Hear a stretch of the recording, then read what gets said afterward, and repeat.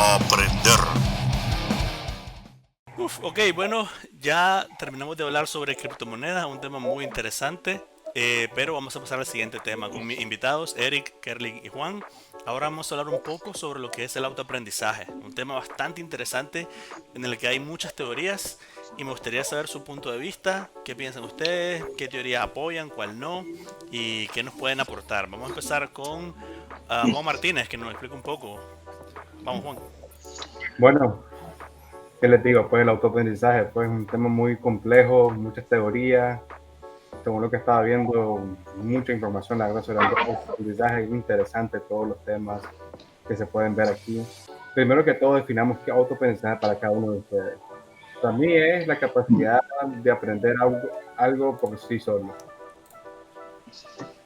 Para mí es un proceso mediante el cual una persona puede adquirir habilidades y conocimientos sin necesidad de un tutor o alguna institución educativa. Para mí, más que nada, se basa en una iniciativa propia, porque si alguien no tiene el hambre de querer aprender, pues el autoaprendizaje no es para esa persona. Ok. Sí, Perfecto. Y ok, yo tengo una pregunta, entonces, el autoaprendizaje.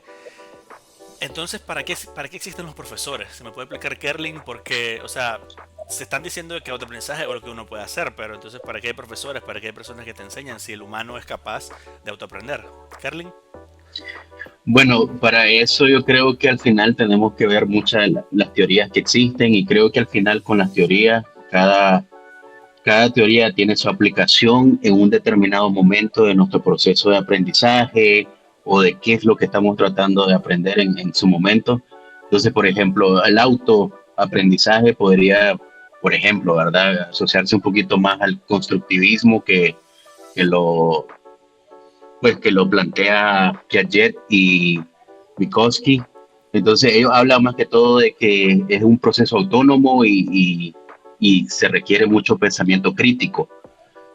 Bueno, sin entrar tanto a detalle en lo general de las diferentes teorías, pero sí, eh, usualmente la mayoría de las teorías plantean de que ya sea lo plantea directo al estudiante y enseña de forma directa o sirve como guía para que el estudiante pueda desarrollarse de forma un poco independiente, pero siempre eh, teniendo en consideración la guía del maestro, ¿verdad? En este caso. Ok, ok, muy bien. Entonces, según el filósofo, ¿verdad? Vygotsky y Piaget está el constructivismo, pero también habían otros autores que lo aportaron un poco sobre el constructivismo social, porque se entiende que un ser humano, o sea, nosotros por ejemplo tenemos habilidades cognitivas, nacemos con la habilidad de ver y aprender, pero por ejemplo habían otros autores como en este caso Brunner también que apoyaban mucho el constructivismo social, o sea, agarrarle la parte social, porque uno puede aprender solo y demás, no tenemos las habilidades cognitivas, pero también está la parte social, la parte de interactuar, el medio ambiente en el que crecemos, que eso nos puede cambiar un montón. Entonces me gustaría saber si, por ejemplo, Juan, ¿estás de acuerdo en que la sociedad puede influir en el autoaprendizaje o no tiene nada que ver?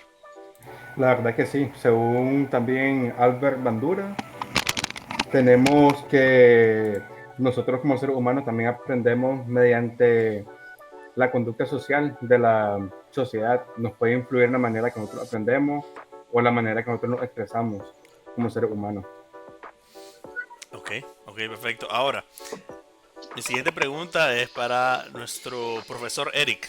Eric, pregunta para ti. Eh, ¿Vos crees de que hay un ser humano, que haya alguien que sea capaz de, aislado de la sociedad, poder aprender bien y aprender completo? ¿O crees que esa persona necesita a alguien, a la sociedad? No, yo, desde mi punto de vista, yo creo que todos podemos aprender solos, porque hay un concepto clave que para mí es fundamental en todas las teorías, que se le llama autoeficacia. La autoeficacia es la creencia en nuestras capacidades para eh, realizar o lograr un objetivo o una meta en común.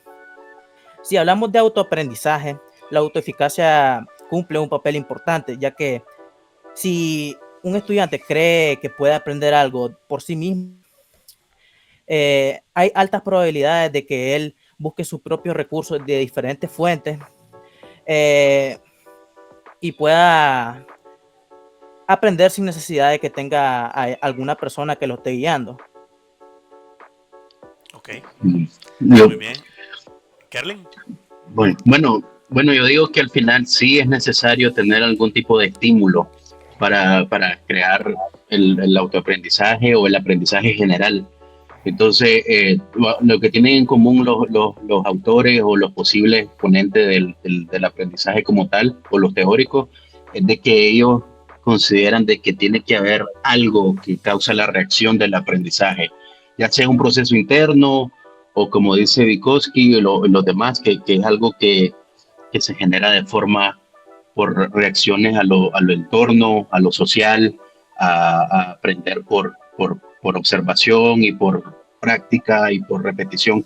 Entonces creo que al final sí se necesita algún tipo de estimulante para generar el aprendizaje y para crear esos conceptos internos de mentales, ¿verdad? O las estructuras mentales, como le dicen ellos. Correcto, y eso es lo que le iba a preguntar. Si ustedes creen, porque, ok, tienen un punto, aquí difieren ustedes, porque Eric dice de que sí, una persona puede sola completamente por la autoeficacia, etcétera, y Kerlin dice que es importante que influyan otros factores.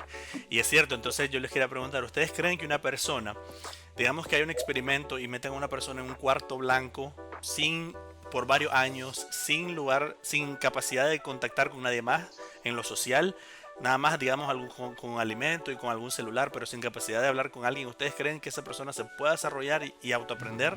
En ese específico caso, una pregunta interesante para debatir y pensar. ¿Ustedes creen que alguien, repito, ustedes creen que alguien que está encerrado en un cuarto blanco, sin contacto social del todo, creen que en años puede autoaprender o es imposible? ¿Qué me dicen? Según mi punto de vista y con respecto, pues, lo que podemos ver en redes sociales, inclusivamente con este tipo de experimentos sociales que han hecho muchos youtubers, que llaman MrBeast también lo ha hecho, otros canales también lo han hecho, que se meten en 7 días aislados de la humanidad para ver qué puede pasar. La gente se vuelve loca. En un momento de otro ya perdés la cordura y comenzás a extrañar el contacto humano, inclusivamente la luz del sol y cosas tan sencillas como el ruido, comenzás a extrañarlo, porque si te metes en un cuarto donde no tenés razón para interactuar con nadie ni con nada, la persona pues se vuelve, entra en un estado mental loco, pues vuelve psicópata, podría ser ya. Cierto. Yo, bueno, yo creo que en general algo debes de aprender porque siempre tenemos unos intereses internos y tenemos si nos ponen ahorita ya como adultos prácticamente en un cuarto solitario, ya tenemos ideas preconcebidas, es decir, de que ya tenemos algún antecedente de aprendizaje y eso es lo que habla lo cognitivo, que siempre tenemos algo que nosotros le lo reasociamos a algo ya previamente establecido. Entonces yo creo que al final, ahora ya un adulto con la forma en que, o la experiencia que haya vivido y todo lo demás, creo que es un poquito más fácil tratar de aprender cosas nuevas porque ya tenemos conocimiento previo. Si agarras a un niño o recién nacido y lo metes a un experimento de esa forma, que claro, hay que hablar de qué tan ético sería algo así, ¿verdad? Pero lo sometes a un experimento de tal forma, creo que al final algún tipo de estímulo tiene que haber para que pueda desarrollar el aprendizaje, porque yo comparto esa idea de que tiene que existir algo que conlleve a la idea o algún precedente para empezar a aprender. Correcto. Y de hecho, aquí les traigo algo interesante y qué bueno que lo mencionó Kerlin, en un caso que estuve investigando. Y es que ya hubo un caso real que obviamente no fue nada ético y que la persona responsable terminó en la cárcel. Y fue más o menos por ahí, si no me equivoco, por el año 1975, por ahí, fue en California. Es un caso real de un padre de familia, el cual obviamente tuvo una infancia trastornada, terrible, donde sufrió un montón, y empezó a desquitarse con sus hijos. Y la que sufrió lo peor fue una niña, un caso real de una niña que se llama Jenny, Y lo que pasó fue que el hombre, pues su esposa tuvo a la hija y él, como la hija salió con la hija tuvo un problema al nacer, salió como con la columna quebrada, como que estaba como de lado, él como que no la quiso botar, pero como que no la quería como una hija. Entonces lo que hizo él fue encerrarla en un cuarto oscuro, la tenía amarrada como si fuera una loca todo el día, y solo le daba de comer y le tenía un urinario. Y tenían en la casa prohibido hablar con ella. Ni la mamá, ella tenía un hermano mayor, ni el hermano podían hablar con ella. Si hablaban con ella, él los castigaba, les pegaba al hijo y a la mamá. Entonces ella no podía hablar con nadie. Y de hecho, a ella la alimentaban porque cuando estaba muy chiquita no podía comer sola. Pero cuando la alimentaban no le podían hablar. Y nadie podía hablar cerca de ella porque el papá, según él no quería que ella escuchara nada. Y lo único sonido que ella escuchaba de los padres o de quien sea que lo esté alimentando era cuando ella se portaba mal, que lo que el papá le hacía era que le ladraba y la raguñaba, o sea, como si fuera tipo un perro o un gato. Entonces, ese es un caso real que al final, a los 13 años, cuando ya tenía 13 la niña, o sea, pasó 13 años encerrada, y cuando ya tenía 13 años se fue con la mamá, se lograron escapar de la casa del viejo loco ese, y cuando llegaron a una comisaría, policía, una mujer de policía vio a la niña y la niña andaba saltando con las manos como tiranosaurio rex, así, saltando y ladrando. Eso es lo único que la niña hacía, no sabía palabra. Entonces la mujer pensó que era una niña de 6 años, que se miraba grande, pero cuando le dijo que tenía 13, ahí se descubrió todo y pues se denunció a la persona. Pero les cuento esta historia porque es interesante, como dijo Kerlin, no es algo moral, lamentablemente pasó, y esa es la prueba de que lo que dice Kerlin también es importante, el conocimiento previo. Un adulto que se encierre puede todavía aprender y desarrollar pensamiento crítico por los conocimientos previos, pero si mete a un niño que es como una esponja que no tiene nada donde aprender, es imposible que de forma sola no aprenda y que sus habilidades cognitivas se desarrollen. Pero está ese caso que pasó en la vida real. ¿Qué piensan de ese caso? Eric, ¿qué piensan de ese caso? Bueno, primero que nada es algo muy turbio que digamos, pues.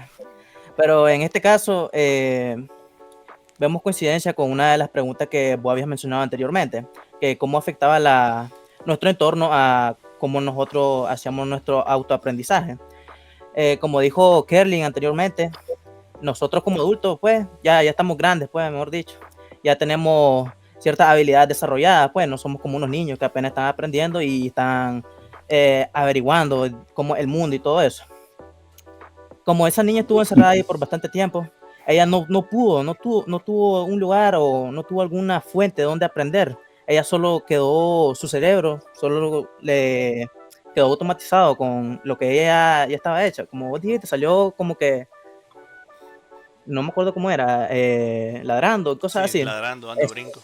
Y como eso era lo único que hacía, pues, desgraciadamente, pues, no tuvo la dicha de aprender, pues, y solo eso fue lo único que pudo aprender. Y no creo que ya en ese tiempo su cerebro pueda tener una capacidad para desarrollar más información de lo que ella aprendió, porque también eso fue un acto bien traumático para ella, tuvo que haber sido. Correcto. Sí. Ok, sí, Carly. Sí, bueno, creo que ahí, bueno, abarcaría un poco lo que es el conductismo, creo yo, porque dicen que ese se basa un poco más del castigo. Entonces, bueno, Pavlov y Skinner y los demás que pensaron en esa teoría o que aportaron, dicen que el castigo y la recompensa. Entonces, creo que en esa parte, en el sentimiento más básico de los estímulos y los refuerzos de esos estímulos, en eso se aplica ahí porque sí tuvo un tipo de estímulo, pero como vemos, pues no fue un estímulo que le ayudó a superarse o a crear un pensamiento crítico más allá de lo básico. Pero sí se podemos ver que hubo algún tipo de aprendizaje porque aprendió cómo hacer eso, ¿verdad? Lamentable, pero sí. Creo También, que turbio, por cierto. interesante Sí. ese punto que decís, que al final sí aprendió algo, o sea, no es como que se quedó en blanco, algo aprendió de lo poco. Por el momento, chicos, vamos a terminar por acá, vamos a seguir el siguiente tema, vamos a una pausa. Bye bye.